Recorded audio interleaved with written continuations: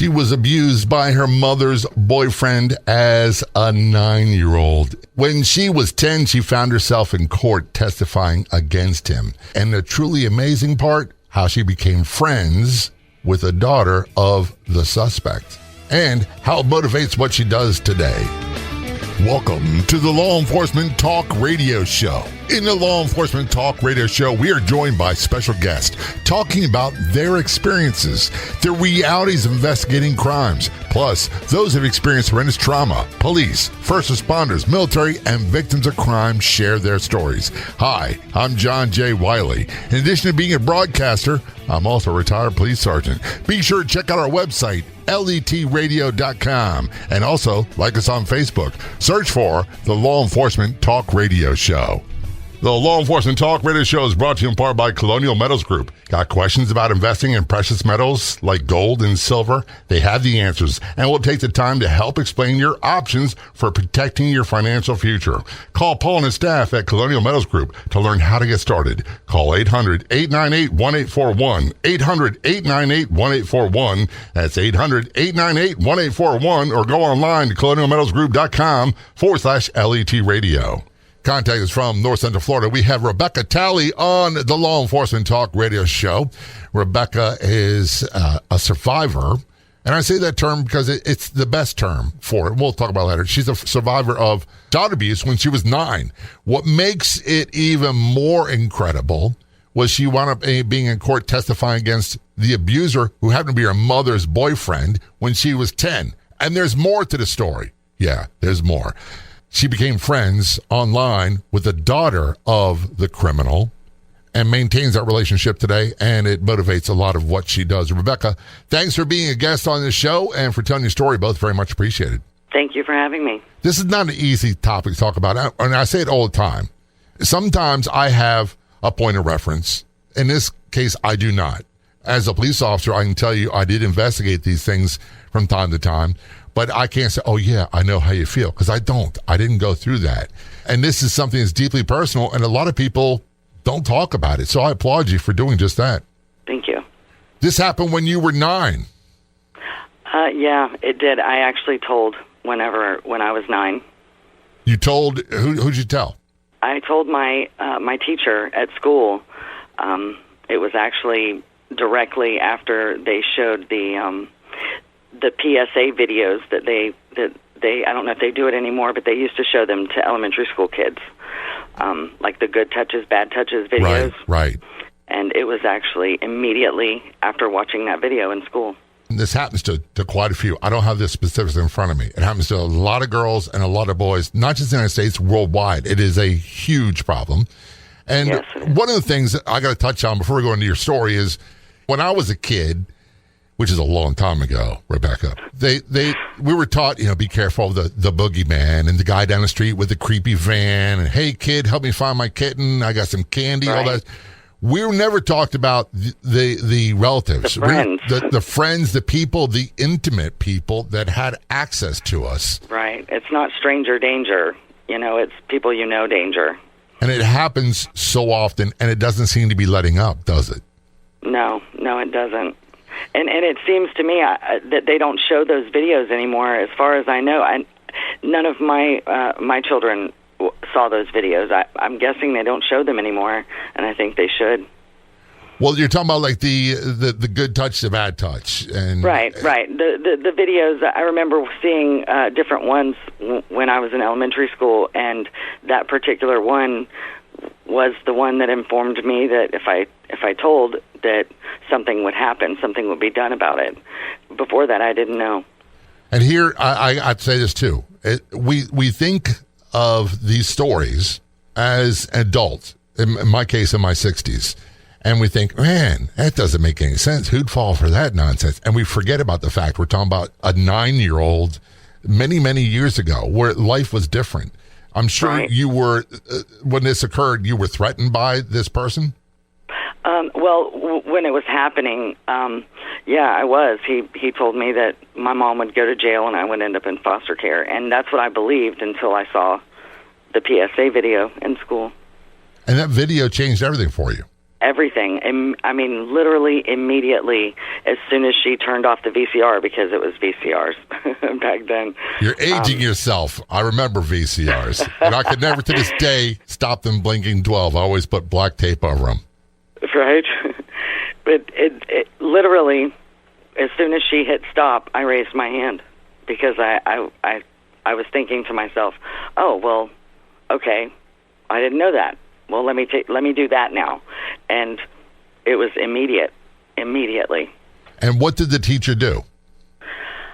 Well, first she said, hold on just a second. She had another teacher come and sit with our class, and she immediately walked me to the office, and we called the police and the Department of Children and Families, and then my mom. And that's the way it's supposed to be done. That's exactly the way. One of the things, and we talk about this quite often. Number one, when a 9-year-old tells you something sexual in nature happened to them, believe them, because their minds don't operate that way. They don't think Always about things like that. Always believe the child first. Right. Then let the professionals take care of it. And that's hard to do. It's hard to not say, I'm going to handle it myself. But a lot of people, myself included, would be like, I'm going to ask that child questions. That's not the way to handle it. Let someone else who's trained in this handle it. Right, and don't call in. They called in the correct order, I believe. You don't call the parent or whoever's the next of kin, or you don't ask them for an opinion on what you should do. You immediately just do it and inform them, because it's always the child first. All right, and then here's the other thing, and I hate to say this. I'm not saying it's about your mom, because that obviously was not the case, but quite often we have reports of moms, other parents going, "Oh no, that would never happen," and right. They're just making stuff with up. The disclosure, right? And we don't want that. And one of the things that I hate to say this is that they'll protect the boyfriend, and we don't want that. And there's a lot of research on that, on abuse recants and abuse disclosures. Yes. And unfortunately, you had to learn all this by going through it yourself. Well, I learned that as actually a little bit later in life, more recently than not, because of something else I've been working on. But yeah, I didn't tell my mom first, and even though I knew that it shouldn't have been happening, even though I believed him, and I kind of didn't believe him, for some reason I just felt like. I felt much more comfortable telling my teacher than telling my mom. Isn't that ironic? You would think that you would be able to tell your mom anything. Right, but, she was the closest person to him at the time. So even though she was my mom, she was still the closest person to him. What's funny, and I don't say funny as in ha-ha funny, but ironic, is as I talked to my mother the other day, and she's in her upper 80s, and one of the things I would tell her was that, I have a debt to you. That's not going to go away. And we're going to take care of family. We always do. But that's not a comfortable conversation to have. I could only imagine having this conversation with your mom. Right. Where does one even begin with that? Yeah, especially at 9. What do I say? Because I thought that I was told that she would get in trouble too. So to have a conversation with your mom about something that I thought potentially could get her into trouble, it just didn't happen.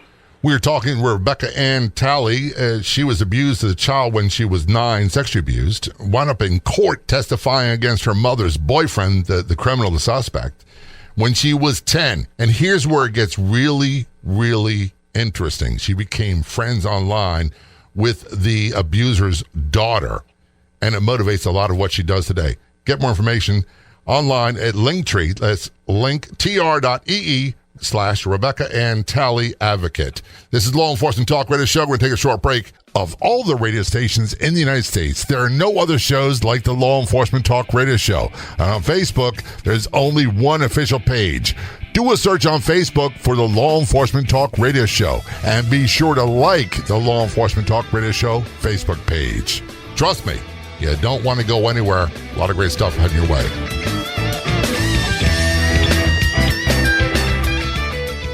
Our sponsor, Colonial Metals Group, helped me with my goal of protecting my financial future. Being at the whim of the stock market or the current administration doesn't make me feel safe or secure, but having a self-directed IRA where I can safely store gold and silver, assets that have stood the test of time, no matter what the economy or government policies are, makes sense to me. Call Paul and his staff at Colonial Metals Group to get more information. Call 800-898-1841, 800-898-1841. That's 800-898-1841, or go online to colonialmetalsgroup.com/LET radio. How do you start your day?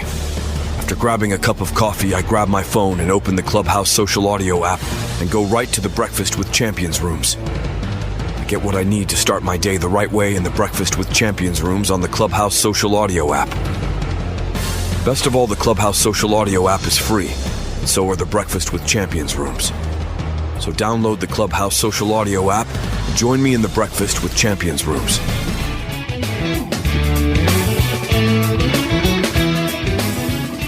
Return conversation with Rebecca Ann Talley on the Law Enforcement Talk radio show. Rebecca is a survivor of sexual child abuse. She was abused at 9, and she wound up in court testifying against the suspect, who was her, at the time, mother's boyfriend, at 10, and became friends of the daughter of the suspect, the criminal, online, and maintains that friendship today. And a lot of this, what she went through, motivates what she does today. Get more information about her online at Linktree. That's linktr.ee/Rebecca Ann Talley Advocate. Rebecca, before we went to break, you started talking a little bit about what happened. And I applaud the teacher. I applaud the school staff. Everybody did the things the right way. And I applaud you for being willing to talk about this. A lot of people don't. They're like, I'm going to take this to my grave with me. So you were 9 years old. What happened? Well, the way that I see it now, looking back as an adult, he took advantage of a single mom with a young daughter and moved us away to another town and isolated us. The typical movements of one of those people, right? And he took advantage of me not really knowing any better, and so the moment that I knew better, that was when it ended. Boy, did you. I'm telling you, at how old were you when you saw that PSA in school? 9. I was in the 3rd grade. See, most people would I can't even imagine. Look, to be honest with you, I can't remember being in 3rd grade. I knew I was, but that's when I was a good kid. That's before the bad stuff happened, where I turned into, you know what. But I went through those years myself. Oh, my God. We'll talk about some of them in a moment, because Hollywood puts out this stereotype, and a lot of it's true. Some of it is based on truth. Some of it is very false, about kids who go through sexual abuse or physically abused or violence, whatever it might be, grow up to be drug, alcohol addicted criminals, always in trouble. I went through those. I went through a few of those years, but honestly, I don't believe that they were connected to this. Probably some other things, but I went through those years. I'm glad that I came out on the other end. Is it safe to say how long ago it was since those years took place? I came out of it about 6 years ago. It was a short battle, but it was intense, and I'm better for it, and thank God it's over. Good. So immediately afterwards, when you were 9, 10, and you wound up being in court. Yeah, on my birthday. 10 years old, on your birthday, testifying against this guy. Yeah. Court is nerve-wracking enough as an adult. I did that many times. How difficult was it for you?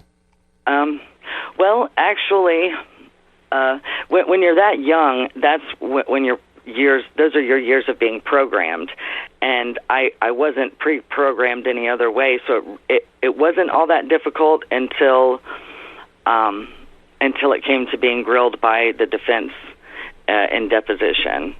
And I had a wonderful state attorney, wonderful. I'll never forget her. She gave me a lot of courage. She encouraged me, and she was there for me the entire way. And I was a child, so she kind of took me under her wing. She was great. Her name was Robin Wilkinson.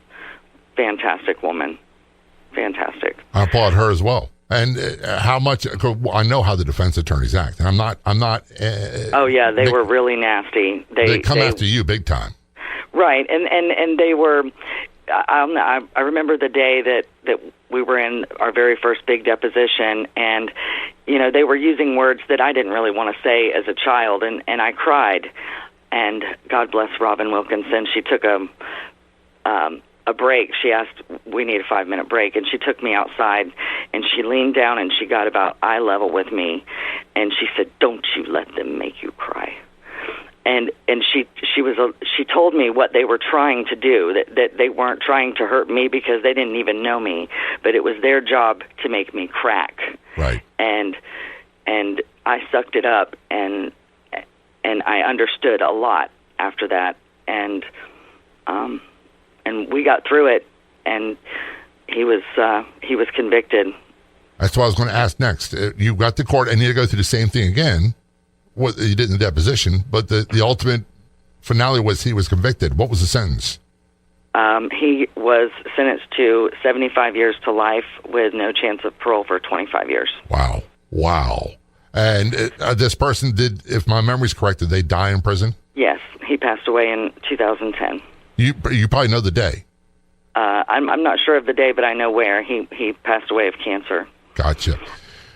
The reason I say the day is a lot of people, and this is a term, I'd love to get your feedback on it, that a lot of people talk about being triggered. Certain dates trigger them, certain things. How do you respond to that? Actually, it's not so much of a trigger for me. It's more like a sixth sense.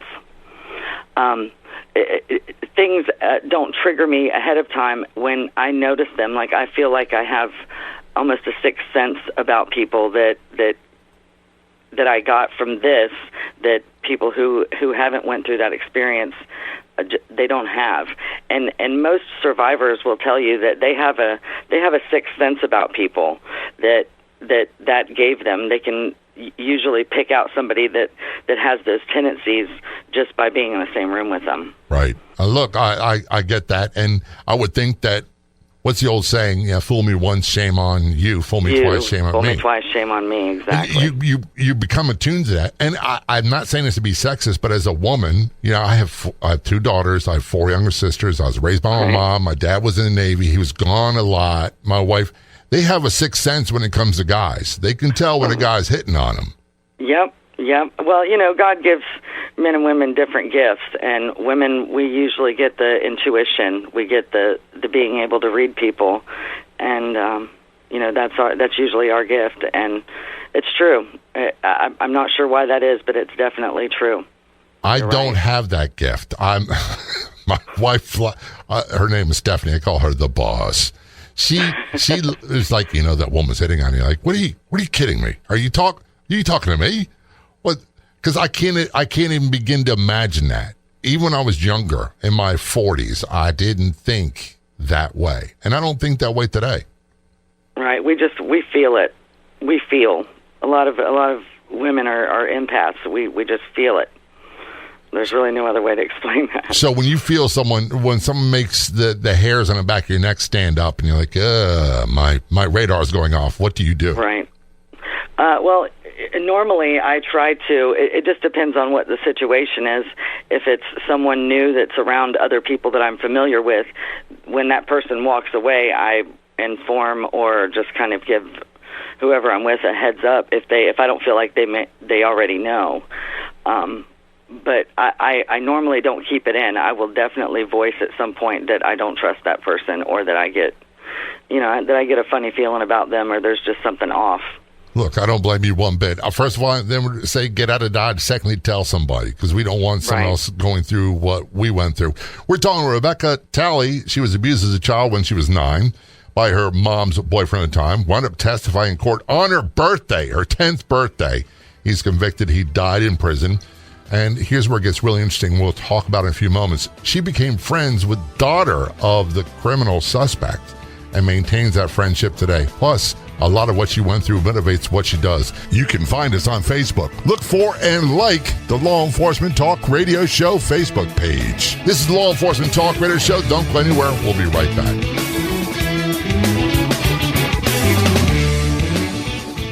I start my day a couple of times a week with the Breakfast with Champions rooms, which are free, and on the Clubhouse app, which is also free. I get motivation, guidance, and inspiration for my personal and professional life. Plus, I get to interact and even ask questions from celebrities, all in the Breakfast with Champions rooms in the Clubhouse app. The app and Breakfast with Champions is free.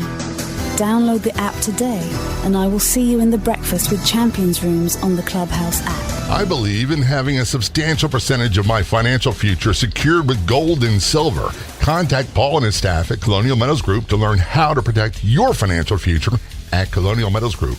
You can set up a safe and secure self-directed IRA where you can access your funds, your assets, no matter what. Call 800-898-1841, 800-898-1841. That's 800-898-1841, or go online at colonialmetalsgroup.com/LET Radio.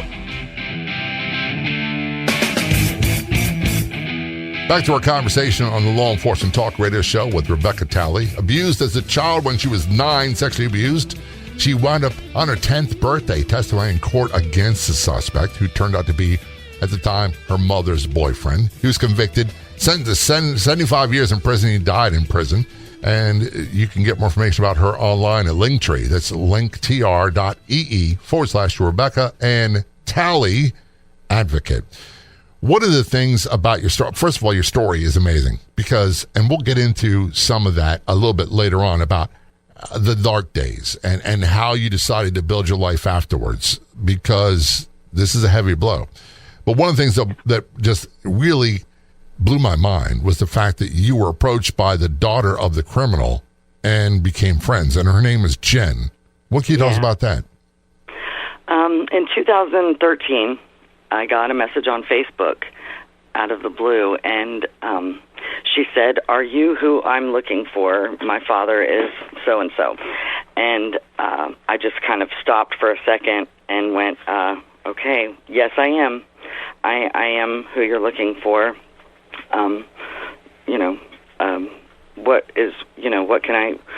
What can I do for you? And she said, well, I was wondering, I have to ask, did you tell the truth? Did my dad really do what you said he did? Because I had a phone relationship while he was in prison, and he always told me that he didn't do it. And we had a phone relationship. And now that he's gone, I have to ask you. And I thought, how brave of her, because she had no idea who I was or what. And she didn't know how you'd react. Exactly, but she didn't. It didn't matter to her. She was going to ask anyway, and I found that just incredibly, incredibly brave, and I was humbled by that.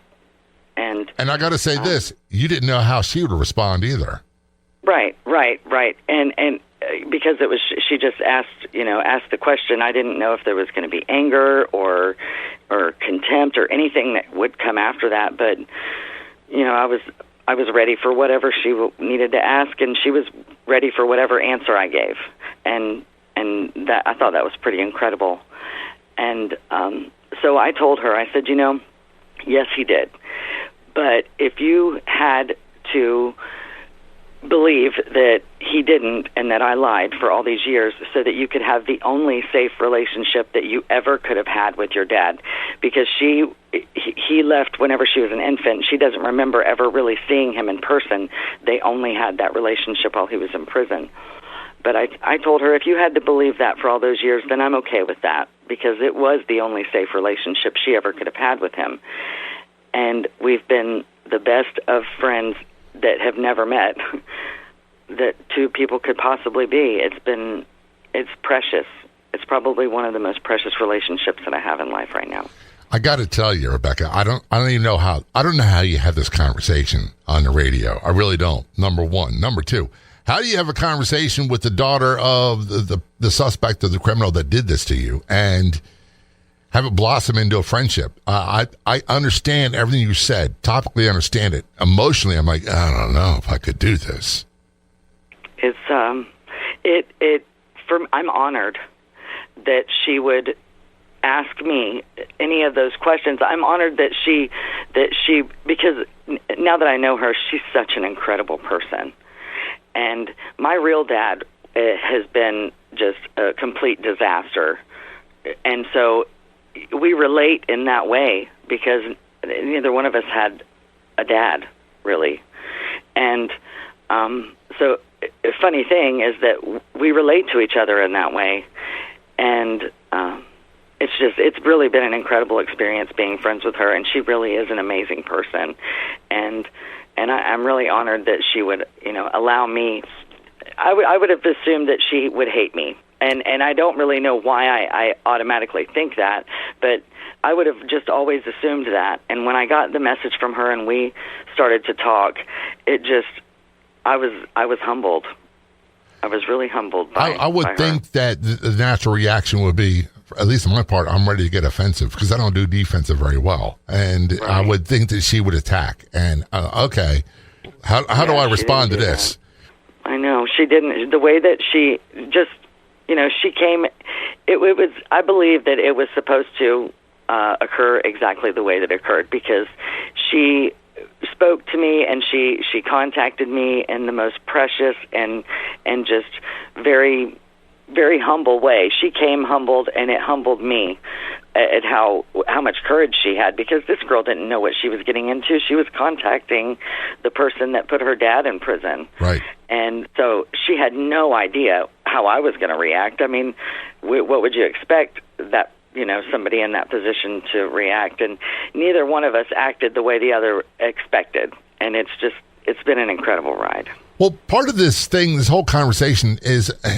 and this defies a stereotype that Hollywood loves to put out there. I'm really mesmerized by the fact that you're as open and honest about this. It's kind of like, this is the way it is. This is what happened, and this is what happened afterwards. You don't embellish a lot, and you never once said, I'm the victim of this. No. I honestly, out of all of us, I feel like Jen is, because she didn't ask for any of it, and she grew up without a dad, and I'm very sorry for her for that, and I understand. She not only was he not there, he left this pretty nasty legacy behind him. Yeah, and I'm sure that he didn't least. grow up expecting and thinking, I can't wait to grow up and go to prison for the rest of my life. Right. So I almost feel bad for his lack of control that ruined his life too. How were you at that stage of your life? Were you said earlier you went through the hellish years. Were you doing better Right. at that point? Well, actually, this was before the hellish years. It was the hellish years came in between that and now. It was 2013 when whenever she contacted me, and he passed away in 2010. And my hellish years were 15 to 17. Gotcha. And those are safely behind you? Much safely behind me. Now, how about Good your riddance. teenage years? Everybody's full of angst anyway, they say. My how were you? teenage years were I wasn't really afraid of much, because at that point I had been through quite a bit already.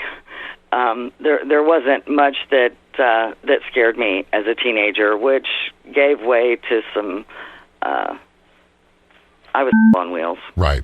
Look, you don't have to explain any further. When you take away the fear factor, wasn't it a TV show a long time ago? You take away the fear factor. Yeah, that was Joe Rogan. Joe Rogan's show. And look, I remember I'm going to tell you a silly story. This is sad but true. I was making the bed, which I don't do very often. Fear factor was on, and the contestants had to eat moldy cheese with like worms in it. And I threw up on the pillow. I was like, Oh my gosh. I'm thinking, who can watch this garbage? And then I immediately went, cleaned out my mouth, cleaned up my face, all that stuff, and turned it back on. I'm like, what's going to happen next? What's going to happen? That's a lot of money to put in front of someone to just be able to hold your nose and have at it. No, there's certain things I won't do. We're talking with Rebecca Ann Talley. She was abused as a child when she was 9. Made the admission in school, which is an amazing story in and of itself. Here's where it gets really, really interesting. Defies all the Hollywood stuff. She testified in court on her 10th birthday against the criminal, who was convicted, spent sentenced to 75 years in prison, died in prison of cancer, became friends with the daughter of the criminal. She's got so much more to tell you. about how it motivates what she does today. This is Law Enforcement Talk Radio Show. Don't go anywhere. We will be right back. Of all the radio stations in the United States, there are no other shows like the Law Enforcement Talk Radio Show. And on Facebook, there's only one official page. Do a search on Facebook for the Law Enforcement Talk Radio Show, and be sure to like the Law Enforcement Talk Radio Show Facebook page. Follow the Law Enforcement Talk Radio Show and podcast on the Newsbreak app. It's free. And get the latest crime and law enforcement news on the Newsbreak app. It's simple, easy, and free. Just download the Newsbreak app. Then search for and follow the Law Enforcement Talk Radio Show and podcast on the Newsbreak app. Welcome back to the Law Enforcement Talk Radio Show. We are talking with Rebecca Talley. She was abused as a child when she was 9. Sexually abused by her then mother's boyfriend. Wound up in court on her 10th birthday testifying against this guy. He was convicted, sentenced to 75 years in prison, and he died in prison of cancer. And then she got an unexpected contact on Facebook from the daughter of the criminal. They've since become close friends. You can get her information about her online. Go to Linktree. That's linktr.ee/Rebecca Ann Talley Advocate. Advocate is very important. We'll talk about some of that in a moment. We talked before the break about you being fearless in your teen years because you've already been through a lot of bad stuff. People would have you believe that this was a death sentence. You're never going to get beyond this. Are you beyond it at this point? It depends on how you look at it. I would say, as far as my own personal healing, yes. But beyond, as far as past the motivation that it gives me, no. I'll always be motivated to make sure that when other kids go and they disclose abuse, that the steps are taken in the order that they need to be taken, and that this child isn't overlooked, and that their cries don't go unheard. How old were you when you started to make that decision that this is going to be your purpose in life? Actually, wait a minute. It was the same year that Jen contacted me. Okay.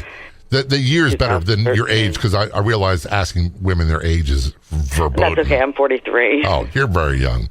You're a puppy. You got a long way to go to catch up to me. Exactly. So you've got a lot of years ahead of you. Look, here's what I tell people. I can't change the past. I've got no control over that. I can't even impact it. I can't change what occurred. All I can do is either accept it. Doesn't mean I forgive or I forget or I'm okay with that. But I had to learn to become okay with, and I'm paraphrasing, I'm using my hands here. I had to learn to embrace that was part of who I am. This is what I went through. This has had an effect on me, and now I get the privilege of deciding how much of impact it's going to have on my present and my tomorrow. Exactly. And I've used it as almost it has given me sight that others don't have, and it's motivated me to make sure that, because I see so many kids who tell and nothing happens. And so I started, after the years, I started doing a little research on abuse disclosures and abuse recants, like when a child takes it back. And it was a case from my hometown, an actual case of a 12-year-old that started all of that brought it all back up and brought it relevant again.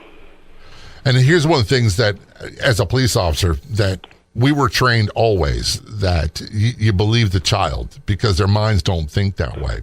Right, that doesn't mean you get enough evidence to prosecute the person in court. That's someone else's job. You just build the best case you can with what you have. Well, in Florida, the Department of Children and Families is the choice to press charges or not.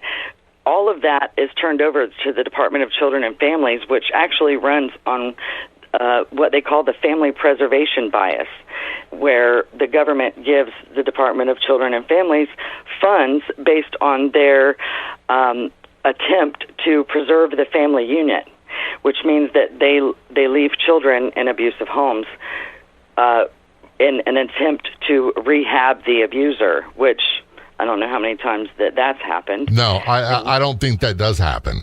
Yeah, it doesn't. And so this child, cries out for help, and they come, they take a statement, and then they leave them in the care and custody of the person that they just reported for abuse. So then you get a recant of the allegations, usually because of influence of a family member or something of that nature. One of the things that happens, and we read these horror stories all the time about what you just described. The other one is the other option where they take the child out of that environment and put them in a foster home, and it's just as bad there. Right, if not worse, correct. Right. It's like, I watch these movies, and I say this all the time on the Hallmark Channel, and it's like, they go through horrible things, and all of a sudden, they meet the love of their life, and everything's hunky-dory. Right, and they get the white picket fence, they laugh and laugh and laugh, and life is great. And that's not the way it is for the vast majority of us. No, it's not. No, it's not. And especially when the government steps in, and it's not the interest of the child that they're after. It's the interest of the government or the interest of whatever agency or whatever people who have no idea who that child is, whatever they deem is the most important aspect of it. That's where the effort lies, and the effort should always lie with keeping the child safe first and foremost. That's what we were taught. We were taught, and people think it's corny, but we would do our best to protect the life and safety of the people involved. That was. Right. There's no other higher calling. And the children are told that. I know I was told, if you tell an adult, a trusted adult, it will stop. And it did for me. But for the majority, especially these days, it doesn't stop because they leave you there. So there had to come a point in your life where you decided, I'm going to move forward. How difficult has that process been? Knowing that there's going to be no nice house with a white picket fence, but you're going to make the best of it as you can. Right, and far from it. I noticed that it brings itself up in my adult relationships, just because those were the years that I was being programmed. So I don't have the normal relationship skills that someone who had grown up with a standardized and wholesome childhood would have. And so my efforts as an adult don't go so much into adult relationships as they do to looking back and trying to make sure that it goes as smoothly for the children that tell now as it did for me, because it happened exactly the way it was supposed to. Right. In my case, thank God for the people that were there.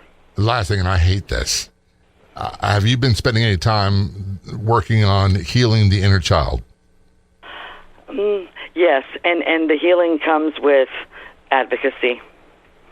Right. That's what I was going to get at. Because I can't, this goes back to our conversation earlier, I can't change what happened in the past. Right. And I tell people, my inner child is not a friendly guy. So, like, you don't want to deal with that guy. My inner child is a brat. Yeah. My inner child is someone you don't want to deal with. Trust me on that one. And I'm a much nicer guy now than I was when I was and I wasn't a bad guy. Don't get me wrong. I was never a bad guy. But I'm much more patient. And people would argue than I used to be. And a lot more forgiving than I used to be. So how can people reach out to you and some of the advocacy work that you do? What is some of that you do? It was a case of a little girl that brought me to being an advocate, and things did not go for this child, she's deceased, as they went for me. And I didn't realize that. It was that case that made me realize that things don't go for everyone the way that they went for myself. And so that's when I began to do all the research on abuse disclosures and recants, and there needs to be some change in the system, most definitely. And I feel like because I have the experience of exactly how it should go, and it's a success story, even beyond a success story, it's my duty to help to ensure that it goes just as smoothly and successfully for children that are coming up, especially where I'm from, because this is where I live. Right. So it's your backyard, and yes. Right. Here's the thing I got to get through to people. And people say, well, it's not my child. Yes, it is I your can't responsibility. stand that. That's probably the worst thing I could ever hear. It's your neighborhood. It's your child. You should care and you should get involved. If your kid goes missing, you expect me to help. Exactly. But you don't expect me to look at you and say, it's not my kid. I'm not worried about it. It's not my business. Handle it on your own. That is so selfish and obtuse. Well, it's really not. It's a sign of not thinking things through. And yes, I've been one of those people that says things to people that shouldn't. And but I'll probably be that way till about five minutes before I die. The best way to get more information about Rebecca and to contact her is her Linktree. That's linktr.ee/Rebecca and Tally Advocate. Rebecca, thanks so much for being guest on the show. Very much appreciated. Thank you for having me. I'd like to thank our guests for coming on the Law Enforcement Talk Radio Show. The Law Enforcement Talk Radio Show is a nationally syndicated weekly radio show broadcast on numerous AM and FM radio stations across the country. We're always adding more affiliate stations. If you enjoyed the podcast version of the show, which is always free, please do me a favor and tell a friend or two or three. I'll be back in just a few days with another episode of the Law Enforcement Talk Radio Show and Podcast. Until then, this is John J. Wiley. See ya.